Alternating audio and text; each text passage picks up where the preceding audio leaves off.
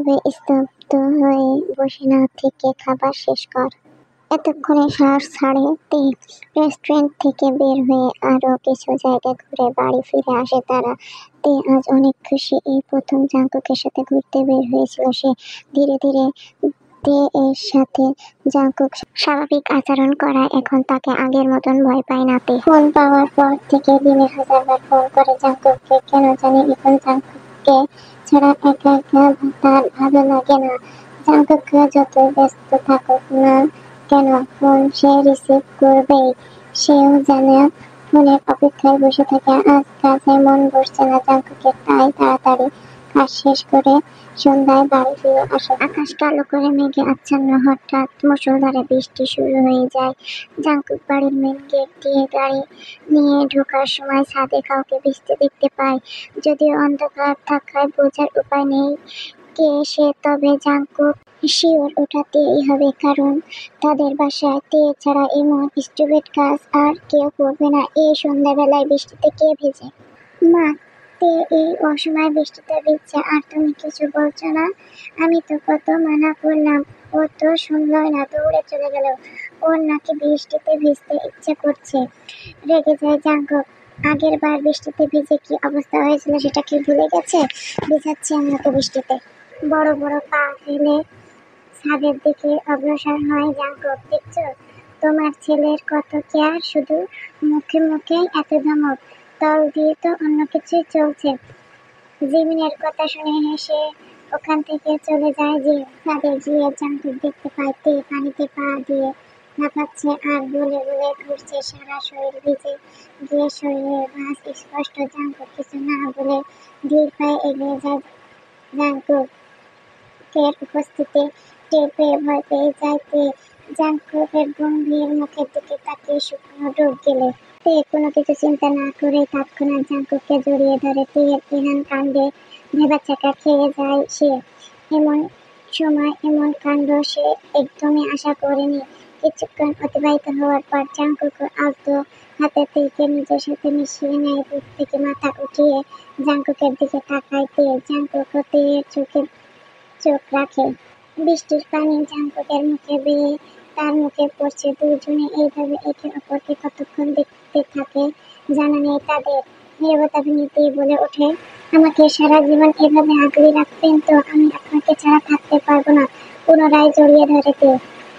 একদিন দাদুকে জিজ্ঞেস করেছিলাম, মেয়েরা বাপ মাকে ছেড়ে কিভাবে অন্য একটা বাড়িতে গিয়ে থাকতে পারে, কষ্ট হয় না তাদের? দাদু আমাকে বলেছিল স্বামী নষ্টের প্রতি আমার এত মায়া দিয়ে দেয় যে তাকে পাশে পেলে সবকিছু ভুলে থাকা সম্ভব। সেদিন কথাটা মানে না বুঝলেও আজ বুঝতে পারি আমিও মায়ায় পড়ে গিয়েছি আপনার।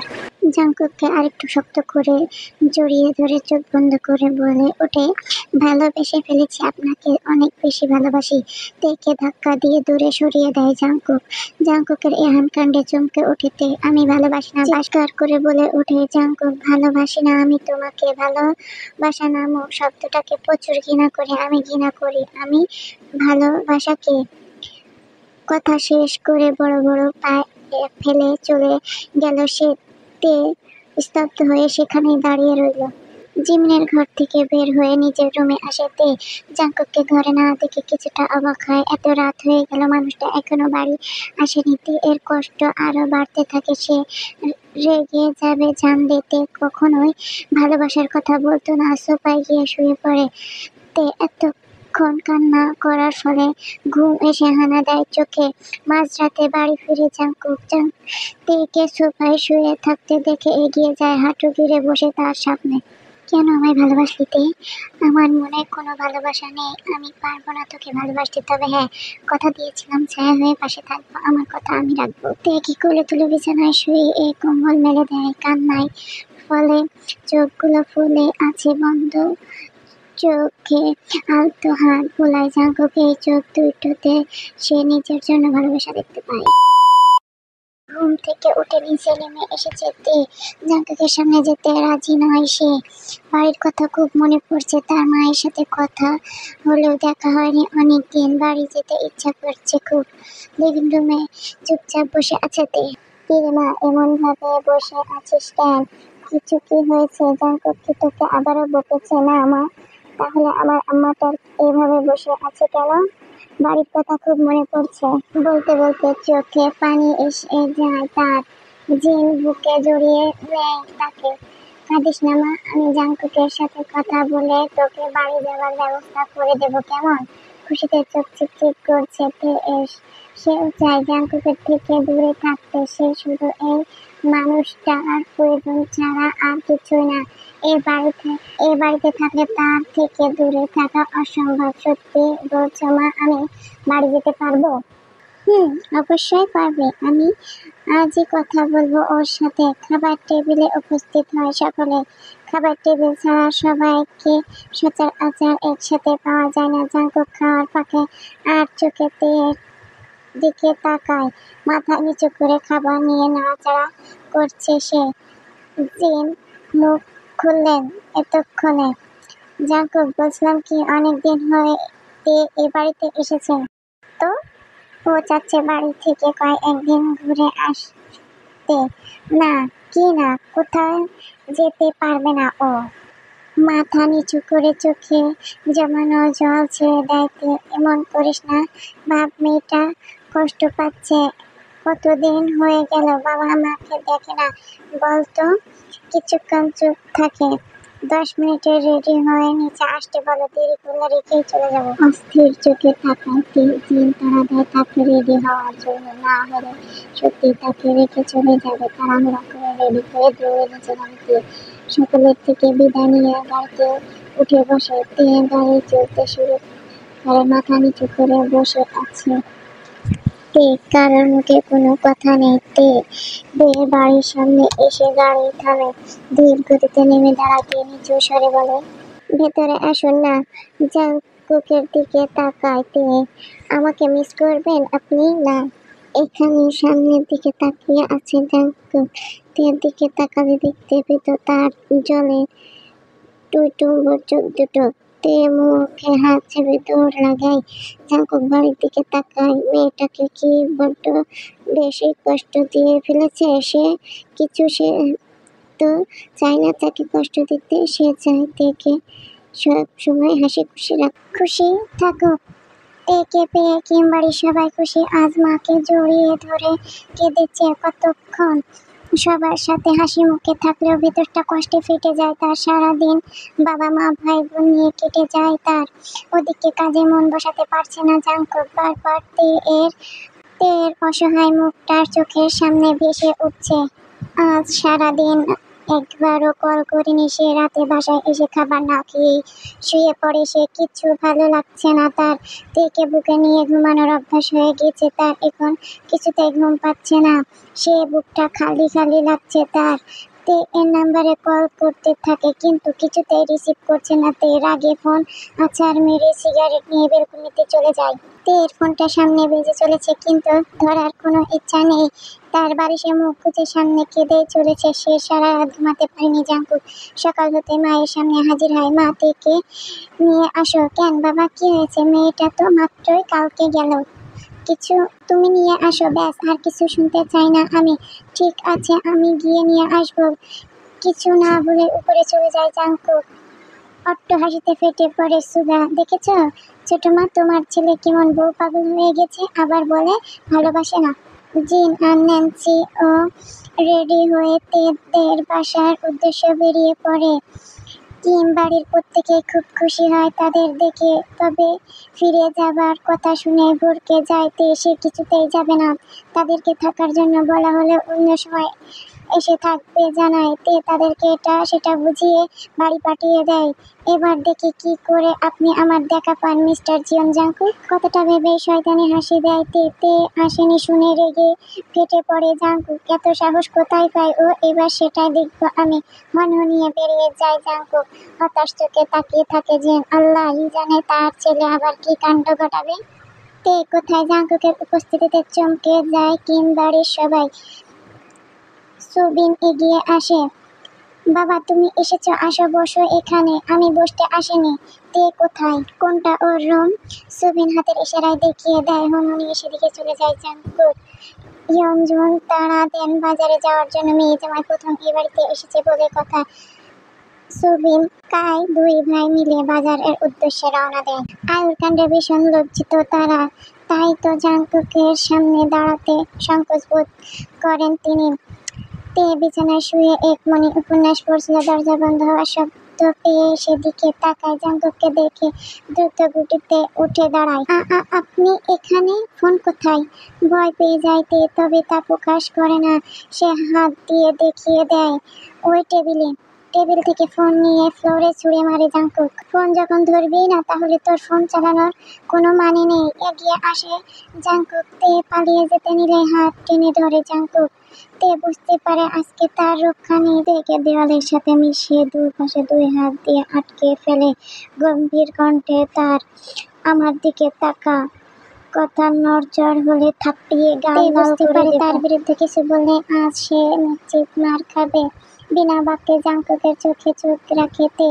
কি ভয়ঙ্কর লাল হয়ে আছে তার চোখ, কপালের রগগুলো ফুলে আছে। আচ্ছা, সে কি খুব রেগে আছে? কিন্তু হঠাৎ এত রেগে গেল কেন? আমি ফিরে যাইনি বলে? মাকে পাঠিয়েছিলাম, যাসনি কেন?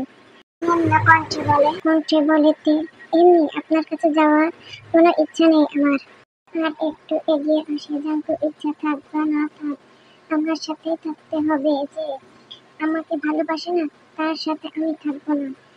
রাগে চোয়াল শক্ত হয় জাঙ্কুকের। ভয়ে তীরের চোখ নামিয়ে ফেলতে গেলে গুজরে ওঠে জাঙ্কুক। চোখ নামাবি না, আমাকে ছেড়ে যাওয়ার কথা ভাবলে জানে মেরে দিব। একটু থেমে কপালে কপাল ঠুকিয়ে, বাড়ি ফিরে চল। এইটাই আমার বাড়ি আর আমি আমার বাড়িতেই আছি। আমার রাগ বাড়াবি না বলে দিলাম। ভালো হবে না তোর জন্য। কেন যাব আমি ওই বাসায়? কি হই আমি আপনার? দুই হাত দিয়ে তে এর মুখ আঁকড়ে ধরে তরতর করে কাঁপছে তে এর ঠোঁট। এক দৃষ্টে তাকিয়ে থাকে জাঙ্কুক। তুই আমার? হ্যাঁ বলুন, কে হই আমি আপনার? বউ। তুই আমার বউ? হ্যাঁ। এই প্রথমবার জাঙ্কুক নিজের মুখে তেকে বউ বলে সম্বোধনপূর্ণ কাঁপুনি বেরিয়ে যায় তে এর। নিজেকে সামলাতে না পেরে তে এর ঠোঁটে ঠোঁট মিলিয়ে দেয়। জাঙ্কুক তাকে ছেড়ে দিয়ে ঠোঁট মুছতে মুছতে তে এর হাত আঁকড়ে ধরে। তেকে সাথে নিয়ে সবার সামনে আসে জাঙ্কুক। রান্নাঘর থেকে দৌড়ে আসে ইয়ঞ্জন। এভাবে কোথায় যাচ্ছ বাবা? ওকে বাড়ি নিয়ে যাচ্ছি। সোজা সাপটা উত্তর তার। ঘর থেকে বেরিয়ে আসে সুবিন। মাত্রই তো আসলে, এখনই কেন চলে যাবা? আজকে থেকে যাও, অন্যদিন আসবো। তের হাত ধরে তাকে টেনে নিয়ে চলে গেল জাঙ্কুক। লিভিং রুমে বসে গল্প করছে জেন নিয়েছে। হঠাৎ সদর দরজা খোলার আওয়াজ, দিকে তাকায় তারা। তেকে টেনে নিয়ে আসতে জাঙ্কুক। ওকে এভাবে টেনে নিয়ে আসছিস কেন? ওর জন্য এইসব ঠিক আছে, ভালো কথার মেয়ে তো সে না। তে দুঃখে দুঃখে মুখ করে তাকায় জিন এর দিকে। হাত ছেড়ে জিনকে জড়িয়ে ধরে। মা, তোমার ছেলে আমাকে মেরেছে। চমকে জাঙ্কুক। সে আবার কখন মারলো? আমি তোকে কখন মেরেছি? দেখেছো মা, তোমার সামনে কেমন ধমকাচ্ছে? এই ধমক কি মারের থেকে কম? তুমি বলো। তের কথা শুনে হাসি পেলেও প্রকাশ করে না জিন। সেটাই তো, তুই ওকে এভাবে ধমকাচ্ছিস কেন?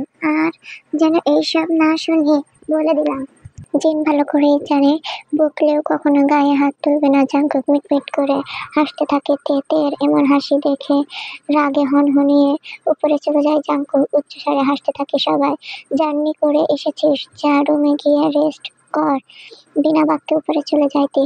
লম্বা সময় নিয়ে গোসল করে শেষ করে জাঙ্কুক বিছানায় হেলান দিয়ে চোখ বন্ধ করে আছে। তেকে বের হতে দেখে কাছে ডাকে। চুল মুছে জাঙ্কুকের সামনে আসে তে। আলতো হাতে তাকে বসিয়ে কোলে মাথা রাখে শুয়ে পরে জাঙ্কুক। শান্ত কণ্ঠস্বর তার মাথায় হাত বুলিয়ে দিয়ে কথা বাড়ায় না। তে আলতো হাতে মাথায় হাত বুলাতে থাকে। একটা কথা জিজ্ঞেস করি? আপনাকে অনেক মিস করেছি। আমি মনে মনে চাচ্ছিলাম আপনি আসেন আমাকে নিতে, আর আপনি স্বীকার করেন আর নাই করেন জানি আপনিও আমাকে মিস করেছেন। আমি না মনের কথা মনে রাখতে পারি না, দম বন্ধ লাগে। তের অগোচরে হাসে জাংকুক। বলুন না আপনি মিস করেছেন আমাকে। অনেকক্ষণ চুপ থেকে মুখ খুলল জাংকুক। সারা রাত ঘুমাতে পারিনি আমি, এখন আমাকে ঘুমাতে দে। কথাটা বলে তের পেটে মুখ গুজে কোমর জড়িয়ে শুয়ে থাকে জাংকুক।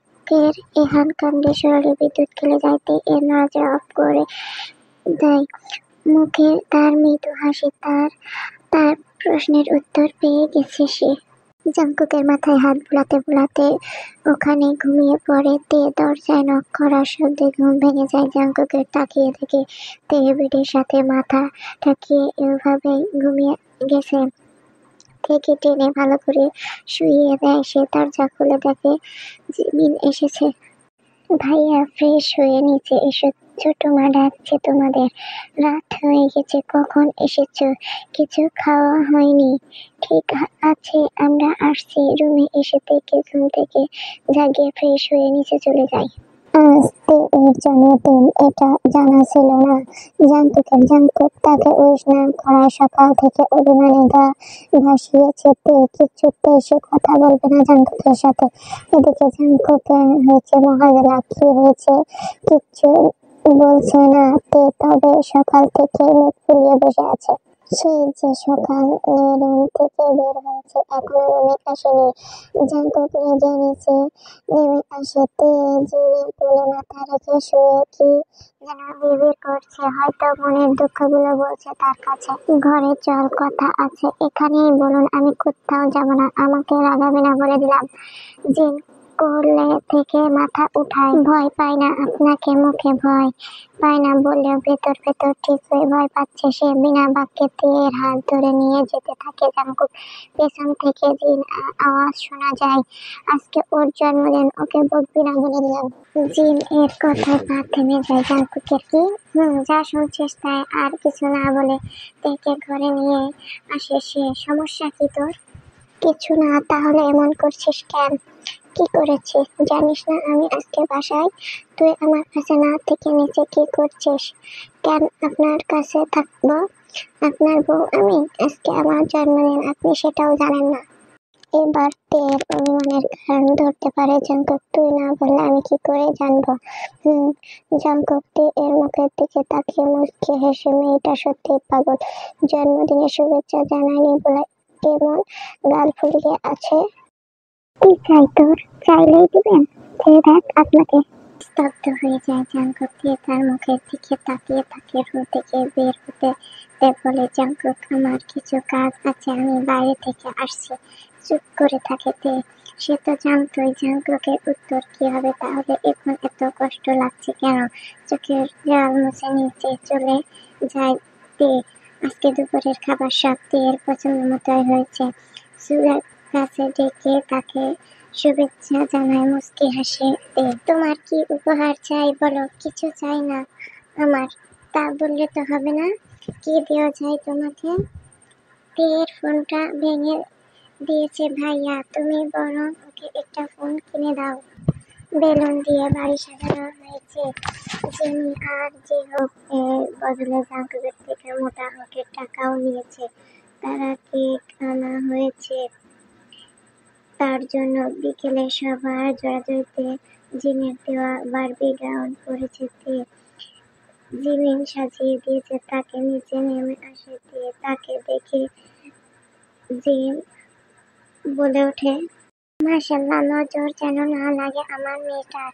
পাশের সোফায় ভাবলেশীন হয়ে বসে আছে জাংকুক। তাকে দেখে রাগ হচ্ছে তে এর। কই একটু ভালো মন্দ কথা বলবে তা না, দেখুন কেমন করে বসে আছে পাষাণ। মনে মনে কথাগুলো আওড়াইতে। সব মিলে আনন্দের সাথে দিন কাটে তে এর। সন্ধ্যা নেমে আসে। ধরনের বুকে এতক্ষণ ধরে গাউন পরে থাকায় অস্থির হচ্ছে তে তাই ড্রেস চেঞ্জ করে একটা সাধারণ থ্রি পিস পরে নেয়। রাতে ডিনার শেষ করে রুমে ঢুকে তে। রুমের লাইট অফ। কিছুটা ভয় পায় সে। কিছু বলে ওঠার আগে অন্ধকারে তার হাতে একটা প্যাকেট ধরিয়ে দেয় জাংকুক। যা ভাবির কাছে গিয়ে এটা পরে আয়, আমার কথা যেন কোনো নড়চড় না হয়। এত রাতে ভাইয়া সুগা ভাইয়া ঘরে নিয়ে যাবে। স্টোরিটা ভালো লাগলে অবশ্যই লাইক করো, কমেন্ট করো, শেয়ার করো। নেক্সট পার্ট দেখতে চাইলে কমেন্ট করো।